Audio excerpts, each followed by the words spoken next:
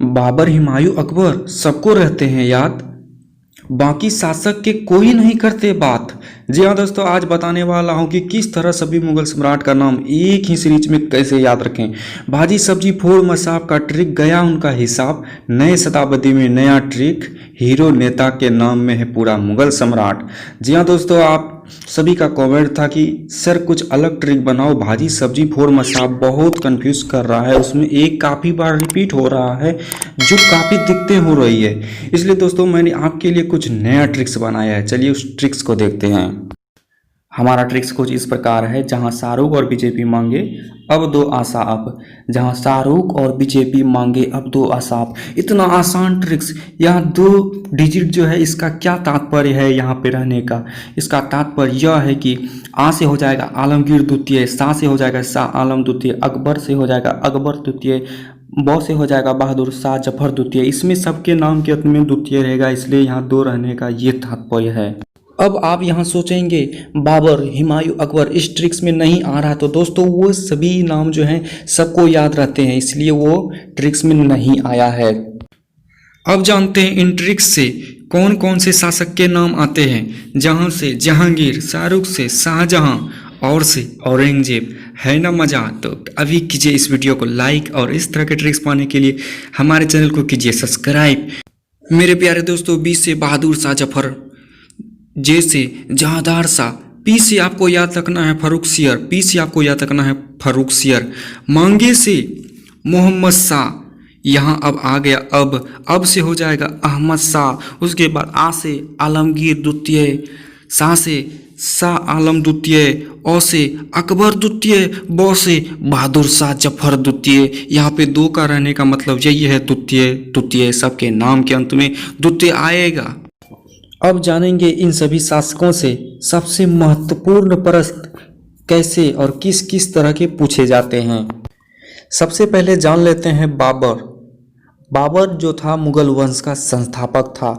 यह अपने जीवन काल में 4 वर्ष शासन किया, 1526 ईस्वी से 1530 ईस्वी तक। इससे कुछ महत्वपूर्ण बातें जान लेते हैं। पहला जान लेते हैं बाबर के 4 पुत्र थे, हुमायूं, कामरान, अस्करी, हिंदाल।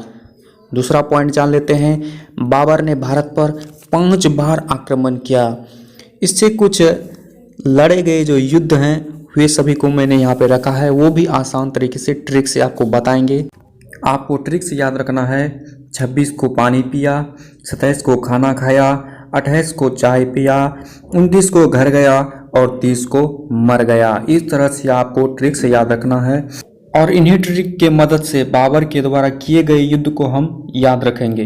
पानी पिया मतलब पानीपत का प्रथम युद्ध 1526 को, खाना खाया खानवा का युद्ध 1527 ईस्वी को, चाय पिया चंदेरी का युद्ध 1528 ईस्वी को, घर गया घाघरा का युद्ध 1529 ईस्वी को। ये सब सारे युद्ध हुए हैं और लास्ट में बाबर की मृत्यु 1530 ईस्वी को हो गया। पानीपत का प्रथम युद्ध में इब्राहिम लोदी उनके विपक्ष थे, खानवा का युद्ध में राणा सांगा, चंदेरी का युद्ध में मेदिनी राय और घाघरा का युद्ध में अफगानों के बीच युद्ध हुआ था और इन सभी युद्धों में बाबर का विजय हुआ था।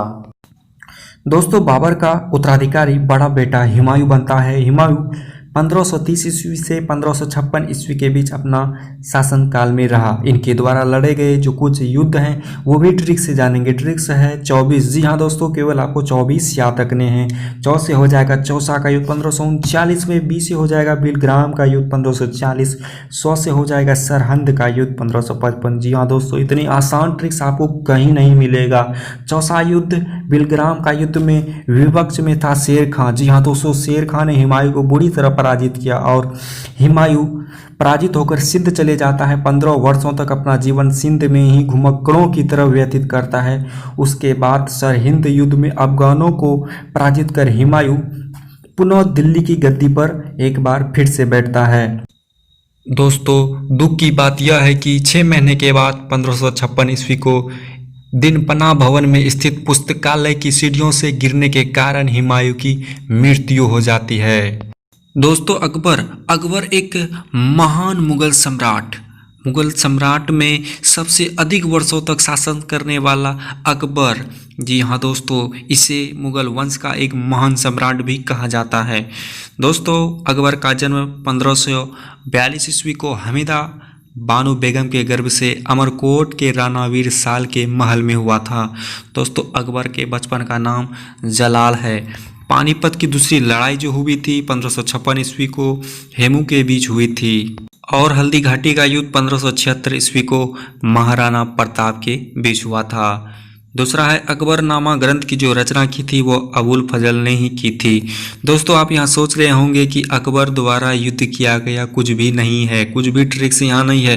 तो दोस्तों हम आपको बता दें कि अकबर द्वारा इतने अधिक जीते गए प्रदेश हैं कि यहाँ पे आपको नहीं बताया जा सकता था, क्योंकि वीडियो बहुत ज़्यादा लंबा हो जाता है। आप डिस्क्रिप्शन में जाके देख सकते हैं, वहाँ आपको लिंक मिल जाएगा। दोस्तों अब बात कर लेते हैं जहांगीर की। जहांगीर 1605 ईस्वी से 1627 के बीच अपने शासनकाल में रहा। दोस्तों यहाँ पे जितने भी सारे फैक्ट बताए जा रहे हैं ये बेसिक है, आपको इसे याद रखना ही पड़ेगा। दोस्तों जहांगीर का जन्म 1569 ईस्वी को हुआ। मृत्यु की बात करें तो 1627 ईस्वी को हुआ। जहांगीर के दरबार पर प्रमुख चित्रकार भी थे, जैसे आगा रजा, अबुल हसन, मोहम्मद नासिर, मोहम्मद मुराद, इन तरह के जहांगीर के दरबार में चित्रकार थे। अगला है जहांगीर के मकबरा का निर्माण नूरजहां ने करवाया था। मकबरा का निर्माण किसने करवाया था? नूरजहां ने करवाया था। जहांगीर के समय को चित्रकला का क्या कहा जाता है? स्वर्ण काल कहा जाता है। आप इसे याद रखेंगे। दोस्तों शाहजहां से जुड़ी कुछ महत्वपूर्ण बातें हैं। शाहजहां 1627 ईस्वी से 1657 के बीच अपना शासनकाल में रहा। शाहजहां का जन्म 1593 ईस्वी में हुआ। मृत्यु 1631 ईस्वी में हुआ।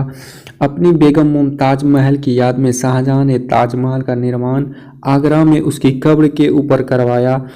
अगला है उस्ताद ईसा ने ताजमहल की रूपरेखा तैयार की और ताजमहल का निर्माण करने वाला मुख्य स्थापत्य कलाकार उस्ताद अहमद लाहौरी था। कौन था कलाकार? उस्ताद अहमद लाहौरी था। मयूर सिंहासन का निर्माण शाहजहां ने करवाया।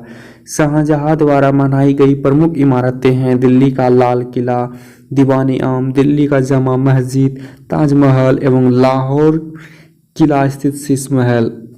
दोस्तों औरंगजेब से भी कुछ महत्वपूर्ण बातें जुड़ी हुई है।